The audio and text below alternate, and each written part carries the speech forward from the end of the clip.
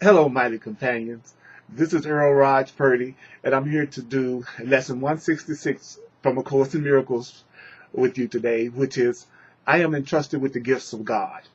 And I'm going to read it to you and put a little life and put a little emphasis into it, and let's see if we can get today's lesson.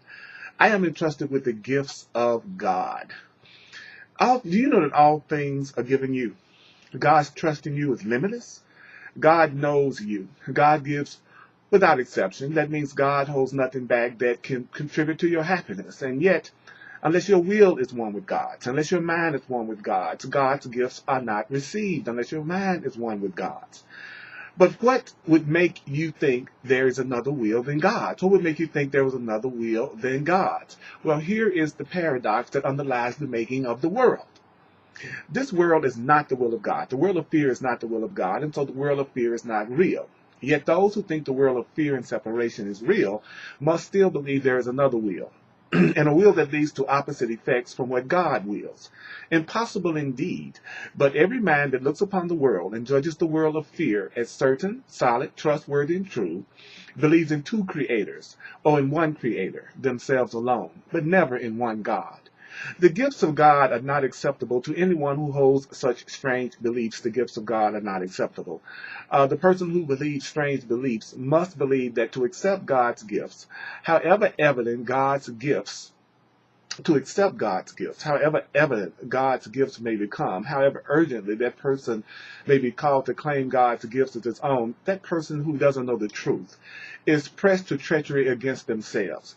A person who doesn't love themselves must deny the presence of God's gifts, contradict the truth. In other words, they suffer to preserve the world they made.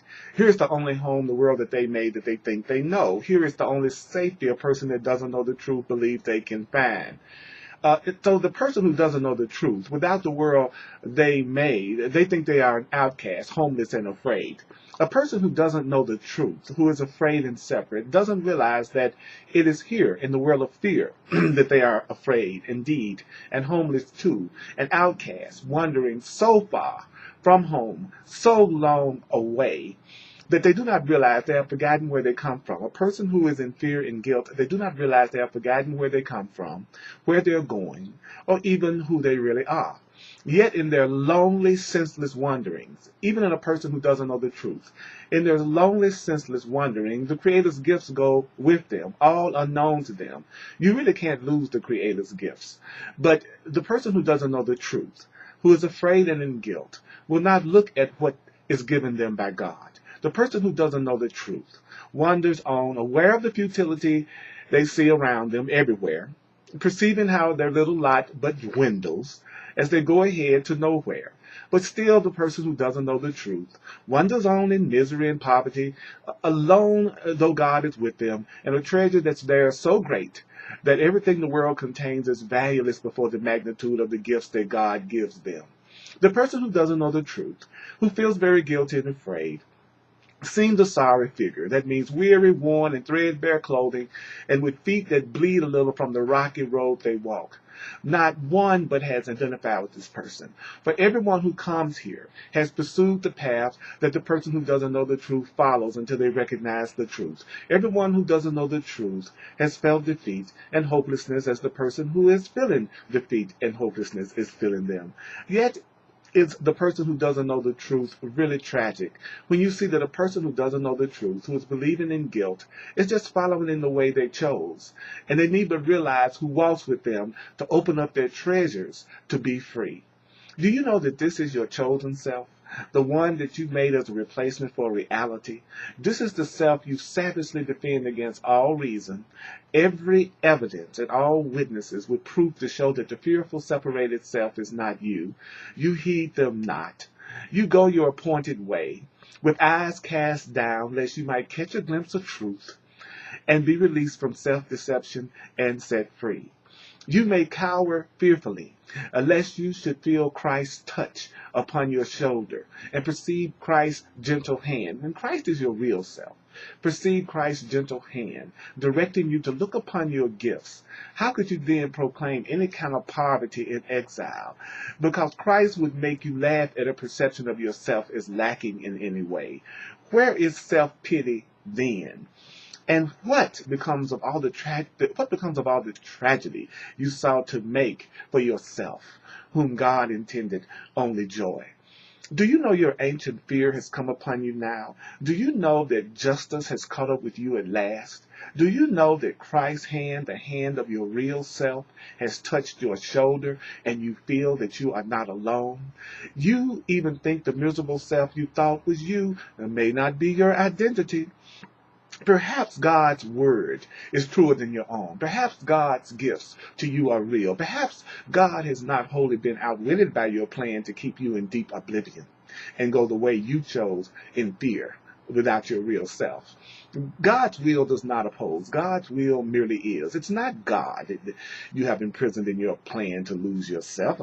God doesn't know about a plan so alien to his will that you lose yourself. There was a need that you had that really your creator did not understand, to which your creator still gave an answer, and that's all. And you who have God's answer given you have need of no more of anything but God's answer. Now do we live, for now we cannot die. The wish for death is answered, and the sight that looked upon the wish for death now has been replaced by vision, which perceives that you are not what you pretend to be. One walks with you who gently answers your fears with one merciful reply. Your fears are not so. The Christ within you points to all the gifts you have each time the thought of poverty oppresses you, and Christ speaks of his companionship when you perceive yourself as lonely and afraid.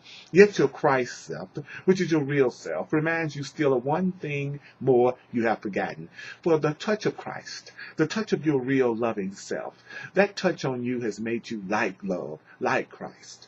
The gifts you have are not for you alone. What Christ has come to offer you, you now must learn to give what Christ has come to offer you. This is the lesson that the Christ self's giving holds. For your real self, the Christ in you has saved you from the solitude you sought to make in which to hide from God. The Christ in you has reminded you of all the gifts that God has given you. The Christ in you speaks as well of what becomes your will when you accept the gifts of Christ and recognize that the gifts of Christ are your own. The gifts of loving God are yours, entrusted in your care, to give to all who chose the lonely road you have escaped. If they do not understand, they but pursue their wishes. And it is you who teach people that they're pursuing their own wishes now. For you have learned of Christ, your real self. There's another way for them to walk. Teach them by showing them the happiness that comes to those who feel the touch of Christ and recognize God's gifts.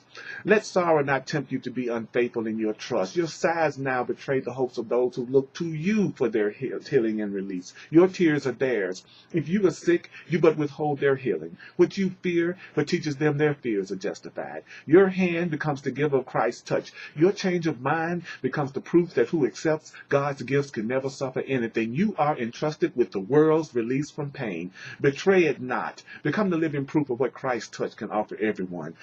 God has entrusted all God's gifts to you. Be witness in your happiness to how transformed the mind becomes that chooses to accept God's gifts and feel the touch of Christ. That's your mission now.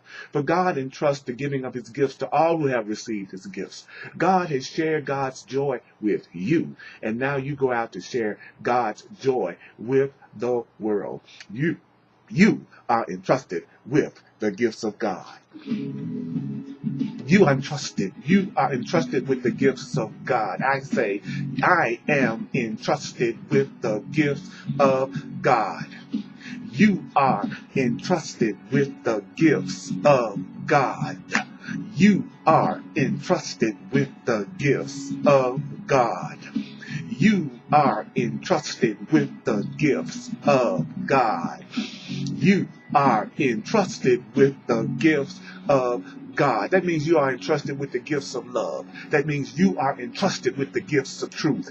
You are entrusted with the gifts of God. You are entrusted with the gifts of God. You are entrusted with the gifts of God. I am entrusted with the gifts of God. I am entrusted with the gifts of love. I am entrusted with the gifts of love. I am entrusted with the gifts of love. I am entrusted with the gifts of God. I am entrusted with the gifts of God. You You are entrusted with the gifts of God. You are entrusted with the gifts of God. You are entrusted with the gifts of God. I am entrusted with the gifts of God. This is Earl Purdy. Go to www.earlpurdy.com and check out my classes and lectures on the Course in Miracles. And let peace and joy extend. Let peace and joy extend from my mind and my heart to yours. Yes.